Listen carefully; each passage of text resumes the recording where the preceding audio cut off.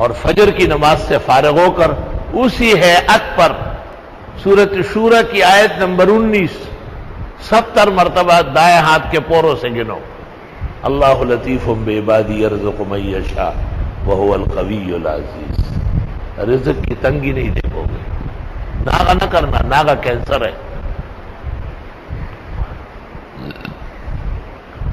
سورج نکلنے کے بعد جب اچھی طرح شعاع پھیل جائے، یعنی دہات شمس، 4 رکعت پڑھو. پہلی میں والشمس، دوسری میں واللیل، تیسری میں والضحیٰ، چوتھی میں الم نشرح. انشاءاللہ تعالی اللہ ہمیشہ ضرورت سے زیادہ عطا کرے گا.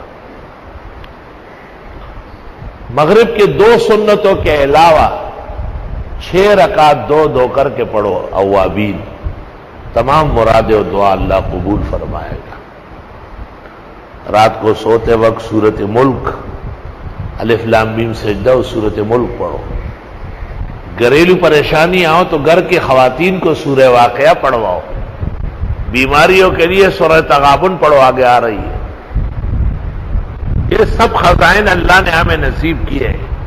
ہمیں مخلوق کی چاپلوسی کی ضرورت نہیں، ہمیں مخلوق کی دینی رہنمائی کی ضرورت ہے. الحمدللہ.